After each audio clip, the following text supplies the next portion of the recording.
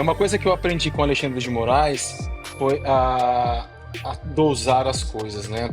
Porque se eu jogo tudo de uma única vez, ele vai lá, tenta desclassificar, monta a história dele e acabou. Então eu quero ver ele montar diversas histórias. Eu quero ver ele falar diversas vezes. Eu quero ver ele tentar desclassificar, falar que isso não foi feito, que aquilo não foi feito, e eu jogar os áudios onde a própria equipe dele fala, equipe que representa ele de verdade. Que não há outra saída senão colocar em plenário, pelo menos, para deixar os senadores eleitos pelo povo decidirem alguns dos pedidos de impeachment. Olá pessoal, sejam bem-vindos. O meu nome é Bruno. Se você gosta e apoia o nosso conteúdo, então deixa o seu like e inscreva-se no canal.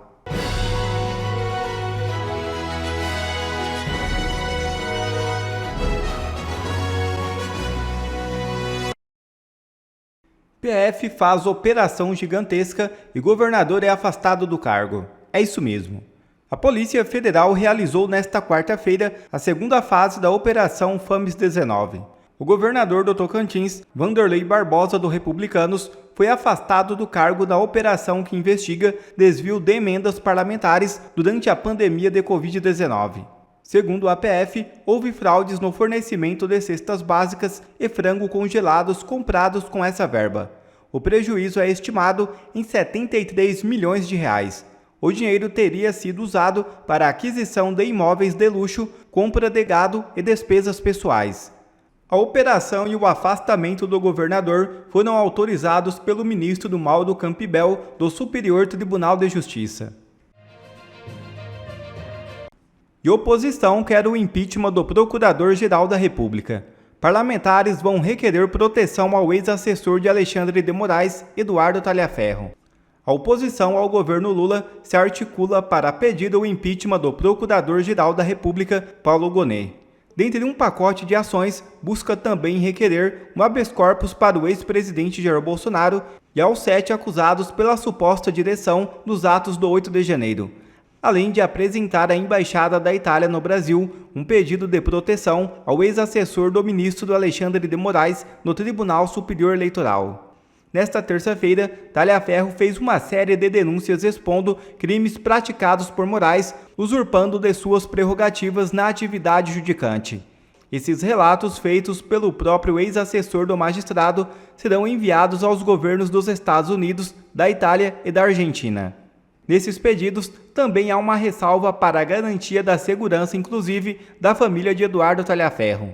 As denúncias serão encaminhadas ainda à Advocacia do Senado Federal para que conceda acesso aos advogados dos acusados de 8 de janeiro a todos os documentos recebidos por intermédio do ex-assessor de Moraes. Para Talhaferro, o senhor esteve ontem no Senado, na semana que vem estará na Câmara, também deve trazer ainda mais revelações e o pessoal está comentando aqui no chat, inclusive perguntando, tem mais ainda por vir? Tem ainda mais evidências? Uma coisa que eu aprendi com Alexandre de Moraes foi a dosar as coisas, né? Porque se eu jogo tudo de uma única vez, ele vai lá, tenta desclassificar, monta a história dele e acabou. Então eu quero ver ele montar diversas histórias. Eu quero ver ele falar diversas vezes. Eu quero ver ele tentar desclassificar, falar que isso não foi feito, que aquilo não foi feito, e eu jogar os áudios onde a própria equipe dele fala, equipe que representa ele de verdade. Que estão preocupados, que já falaram com o ministro, que vai dar problema. Eu quero ver o que ele vai falar disso. Então, sim, sempre tem coisa nova. Talhaferro, ontem eu vi que deram muito destaque para a questão da fraude processual, né, daquele relatório que o ministro teria solicitado que fosse feito para justificar as medidas arbitrárias contra os empresários em agosto de 2022. Mas queria que você pudesse nos falar mais sobre um dos tópicos que o senhor trouxe relativamente às conversas que o senhor teve com o Procurador-Geral da República. E por que digo isso? Porque se for pegar a jurisprudência recente do Supremo Tribunal Federal, grande parte das anulações das condenações da Operação Lava Jato, decisões da lavra do ministro Dias Toffoli, se baseiam justamente em conversas travadas entre o Poder Judiciário e o Ministério Público. E essa esse fato específico pode, com certeza, ensejar a anulação de todas essas condenações, de todos esses processos, seja dos céus do 8 de janeiro, da suposta trama golpista. Se o senhor pudesse nos falar mais sobre esses diálogos que foram travados com o Procurador-Geral da República. Na verdade, todo o trabalho, né, realizado ali se mostra um trabalho tendencioso com relação àquela fraude processual, com relação às conversas com a Procuradoria-Geral da República, no caso, na época, Procuradoria-Geral Eleitoral. Então, ali podemos ver o que naquele diálogo, né, onde o próprio chefe, né, o próprio secretário executivo do vice-presidente Paulo Gonet, da Procuradoria-Geral Eleitoral, dizendo que entre Alexandre de Moraes e Paulo Gonet, eles conversaram. Moraes pediu para Gonet analisar um vídeo, trazer um vídeo, ou seja, é claro que é um vídeo que, da mesma forma que eu também recebia do próprio Alexandre, que ele já jogou direto na mão de Moraes para que Moraes fizesse a denúncia, para que tratasse aquilo, entendeu? Ou orientar, combinar entre um outro a forma que isso ia ser feito dentro do Tribunal Superior Eleitoral ou Supremo Tribunal Federal. Sim, muitas coisas também além disso acontecia, como por exemplo, vamos separar as 100, precisamos denunciar 100. Me elenca aí quais são essas 100. Então, foi encaminhado documentos que tinham lá as decisões, quem estava suspenso, quem não estava suspenso, justamente para a Procuradoria-Geral Eleitoral denunciar. E isso não é um papel do Judiciário de fazer, isso é o papel do próprio Ministério Público. Se o assim, outra coisa que era a identificação dessas pessoas. Pô, vocês conseguem identificar esse, aquele? Isso também não é um papel do Judiciário, isso é um papel da Polícia Federal, da Polícia Judiciária. Então, foi tratado tudo de forma como se fosse uma única empresa, onde fosse STF, TSE, PGE, PGR, e o meu gabinete. Isso é um absurdo. Ótimo, Talhaferro. Agora eu passo novamente para o Constantino também fazer uma pergunta. Consta. Bom, Talhaferro, boa tarde. É a primeira vez que nós nos encontramos tete a tete, ainda que virtualmente. E eu aproveito para agradecer o trabalho que você vem fazendo, sem nenhum remorso ou amargura em relação ao trabalho que você fez antes, que tinha eu como alvo, né, selecionado a priori pelo chefe, pelo Alexandre de Moraes. Quero mostrar aqui que o Estadão está dando destaque à sua fala ontem, já dizendo que procurou a equipe do ministro Alexandre de Moraes para se manifestar e nada, mas até o Estadão está dando destaque, então já foi a Folha, o Estadão, só falta o Globo, né? O Globo acho que não tomou conhecimento da revelação bombástica que o senhor fez no Senado, na comissão ontem. E quero perguntar sobre esse caso dos empresários. É um caso que me marcou muito. Eu era parte desse grupo, eu vi que o grupo não tinha nada demais ali, era um grupo que participava um monte de gente e falava um monte de desabafo ali, né? Eu prefiro viver na volta do regime militar do que na volta do Lula. Tinha gente que falava isso como desabafo. Não tinha empresários articulando financiar um golpe de Estado para ter uma ditadura bolsonarista. Isso não existia, em hipótese alguma. Mas foi isso que aquela reportagem, entre aspas, do Guilherme Amado deu a entender, e suscitou a operação da Polícia Federal, que foi lá na casa ou na empresa desses empresários grandes, né, empresários conhecidos no Brasil. A pergunta que eu faço, na verdade, são duas, desmembrada em duas. Quem é o X9, o Caguete? Se é realmente Lucas Mesquita, que é alguém que entrou bem nessa época e começou a vazar e hoje está no governo do PT e tem postagens ao lado de o próprio Alexandre de Moraes. E se o senhor acredita que o intuito dessa operação que o Alexandre de Moraes aprovou de forma um tanto assodada, para depois ter que retroagir e limpar o crime cometido, se o intuito era realmente intimidar não só esses empresários, mas eles servindo como exemplo, toda a classe empresarial, para que pensassem 3 vezes antes de financiar a campanha de Jair Bolsonaro. Porque eu acho que pelo menos foi esse o efeito prático. Muita gente ficou com medo de coçar o bolso e ajudar na campanha de Bolsonaro, porque viu o que aconteceu com alguns empresários do quilate do dono da Multiplan, por exemplo. Constantino, você não tem ideia do prazer que eu tenho em falar com você. Não lhe conhecia, como não conhecia nenhuma das outras pessoas, Alan, Figueiredo. Eu não sou uma pessoa que tem o hábito mais de assistir televisão, já tem mais de 5 anos. Então, quero deixar claro aqui que nada pessoal, de fato, o que foi feito pelas mãos daquela pessoa, entendeu? Peço desculpas em nome das pessoas justas e honestas que trabalhavam dentro da ED, porque ali também tinham pessoas boas, tenha certeza disso, entendeu? Foi muito triste, não foi legal, mas graças a Deus a gente vai tentar colocar tudo isso a limpo e fazer o nosso país voltar ao normal, para que todos nós, não só vocês, como eu, possa voltar para o meu país, nosso país amado. Com relação ao X9, a assessoria nunca teve acesso, antes do dia 27 de agosto, ao material, aos grupos de WhatsApp. Nunca existiu qualquer tipo de investigação. Quando chegou para mim esse pedido, chegou simplesmente a matéria do Amado e pedindo: faça um relatório dizendo o que conta essa matéria e me coloque o nome dessas pessoas para que isso vá para uma investigação. Foi isso que chegou para mim, nada além disso. O pedido realmente foi feito lá, pegamos os prints de WhatsApp que tinha ali, que o Amado colocamos no relatório e depois ficamos sabendo que aquilo se trataria de um documento que ele estava mandando já para a Polícia Federal, já estava combinado com a Polícia Federal para fazer uma busca e apreensão em todos os empresários. Então, assim, não existiu nada da parte da ED, não existiu uma investigação, não existiu nada. Posteriormente, esse material, no dia 27, depois todo aquele barulho que a imprensa fez, que os parlamentares fizeram, referente como que ele se baseou somente numa matéria jornalística. É um absurdo. E, de fato, foi um absurdo mesmo. Aí sim ele correu atrás do prejuízo. Esse material chegou em minhas mãos através de uma pessoa chamada Letícia Salomães. Eu vou até ler aqui, porque enquanto a gente conversa, porque eu tenho dificuldade em falar o nome dela. É a famosa bruxa da UNB. Ela entregou para mim esse material. Até então eu não acreditava muito. Estou tentando buscar aqui. Salorenzo.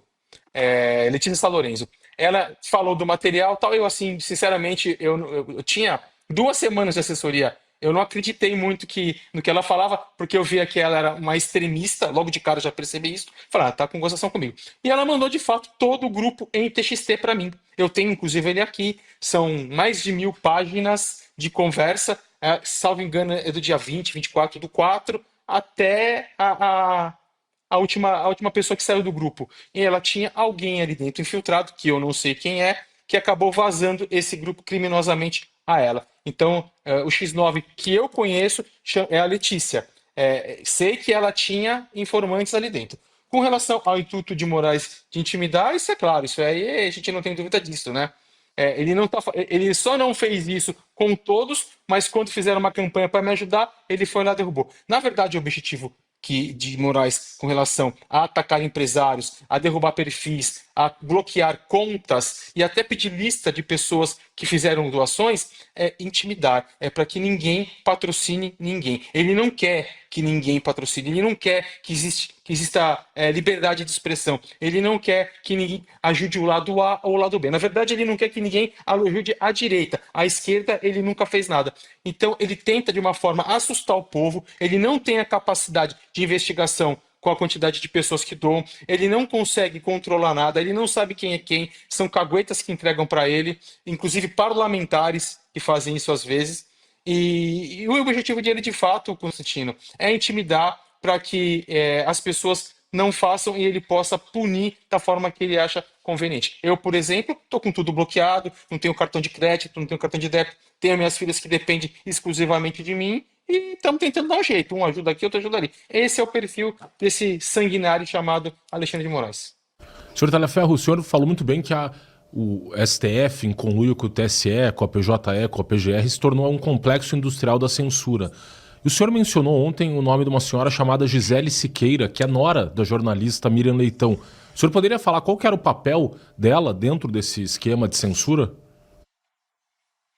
Ela que mandava, ela coordenava, na verdade, ela era a pessoa bem próxima ao ministro, ela era secretária de comunicação, e ela sim mandou algumas coisas para que eu pegasse. Olha, publicação tal, você já viu, publicação tal, você já viu, olha, o ministro vai te mandar aquilo, olha, o ministro vai te mandar isso. Ou seja, todas as pessoas que estavam no grupo do Supremo Tribunal Federal acabavam mandando, inclusive, coisas repetidas. Era o capitão Wellington, era ela, era o Ayrton. Às vezes a própria mensagem já tinha recebido de todos, já sabia o que se tratava. E ela mandava, sim, publicações para que a ED fizesse um levantamento e fizesse uma perseguição. Ela era a secretária de comunicação e eu sei que ela era a nora da Miriam Leitão. Queria falar com o Constantino a respeito exatamente sobre o Tagliaferro e o Senado, né? Tudo que aconteceu ontem, essa bomba que o Tagliaferro soltou no Senado, Consta, eu queria perguntar para você se você acha que depois dessa pode ser que o Senado, de fato, vá de forma incisiva em direção ao impeachment do Alexandre de Moraes, se não agora, pelo menos isso seja construído para o ano que vem, para 2027. Você acha que é uma mudança, um marco para isso tudo, Consta? Um abraço. Oi, Gui, bom te ver de novo aqui. Então, né, eu acho que tem ventos de mudança. Veja, por exemplo, a pauta da anistia ganhando força, né? Eu sinto esses ventos de mudança mesmo de longe, observando de longe, sem aquele pulso aí, né, de quem mora no Brasil, mas observando de longe, eu estou notando sim ventos de mudança. No Senado já tinha ali uma maioria, que não é a quantidade necessária, suficiente, digamos assim, para um impeachment, mas uma maioria já se declarou a favor dessa agenda, né? Claro que a gente esbarra num problema grande, né, chamado Davi Alcolumbre. O Davi Alcolumbre ele vem matando no peito, ele vem obstruindo, para usar a palavra certa, essa agenda, como fez antes dele o Rodrigo Pacheco. Rodrigo Pacheco hoje cobra essa fatura, né? É cotado. Quando falaram ali da aposentadoria precoce do Barroso, ele foi cotado como um dos nomes. Cargos eletivos eu acho mais difícil, porque ele teria que vencer eleições, o que é bem difícil, né? Ele se queimou perante o povo, mas ele se cacifou perante o sistema, digamos assim. É um trade-off, né? É uma troca que muitos optam por fazer na vida e tem sérios custos pessoais, mas tem também suas regalias e seus benefícios. Pois bem, o Alcolumbre está indo por esse caminho. Agora, o que ele vai conseguir com isso, né? Se a casa realmente se convencer da importância dessa matéria, ele vai sofrer pressão de todos os lados e, no limite, ele pode ser deposto como presidente. Ele está ali obstruindo pautas importantes, ele se perde o apoio das lideranças dos partidos, ele pode cair. Não seria algo sem precedentes. Então, o Alcolumbre está brincando com perigo, digamos assim, né? Eu acho que essa agenda do impeachment do Moraes ganha força à medida que todos se dão conta de que não há possibilidade de pacificação no país sem entregar a cabeça daquele que virou o maior ícone desse sistema opressor e repressor, que censura, que persegue, que pratica crimes. Veja que o próprio Moraes está na defensiva e na abertura dos trabalhos do julgamento, entre aspas, ontem, ele começou se justificando justamente falando disso, né? Que não existe pacificação sem respeito à Constituição, que todos querem a pacificação, mas ela passa não pela impunidade, mas pelo respeito às leis e por aí vai. Um discurso muito bonito, só que ele não pratica isso. Ele é o primeiro a rasgar as leis, ele é o primeiro a jogar pela janela a Constituição do país, e todos já perceberam isso. E é muito simples apontar esses abusos, né? Ele é um sancionado pela maior democracia do país. Ou você embarca numa narrativa um tanto surrealista, que é a da Economist, da Folha de São Paulo, do Estadão e do Globo, de que Alexandre de Moraes dá lições ao mundo de como salvar uma democracia, e o governo americano, a maior democracia do planeta, virou um autoritarismo republicano das bananas, tipo o Haiti ou a Nicarágua, né? Ou você embarca nessa narrativa furada, ou você se dá conta de que tudo isso é ridículo, de que ele é um sancionado porque ele vem atropelando direitos básicos. E ele vem fazendo isso em nome da democracia, que é o que fez todo tirano ao longo da história. Nenhum tirano foi lá e mostrou a carranca verdadeira da tirania. Ele sempre passou um verniz de democrata. Aliás, até hoje, né, a Coreia do Norte se chama a República Democrática da Coreia do Norte, a República Democrática da Alemanha, era a RDA comunista, que ergueu o muro contra o próprio povo. Então, de novo, né, na história, está cheio de exemplo parecido com o de Alexandre de Moraes. E ele está abusando demais da conta. Eu peço a todos que vejam a sustentação oral do advogado do general Heleno, que foi brilhante. E ele aponta, por A mais B, inclusive citando o ministro Fux, né, o único juiz ali mesmo, naquela corte, né, Suprema, se você acreditar que o Flávio Dino perdeu o direito de ser chamado de magistrado depois de tudo que fez e agiu como político o tempo todo, como político comunista, né, ele aponta, por A mais B, que o Alexandre de Moraes vestiu o boné de ativista.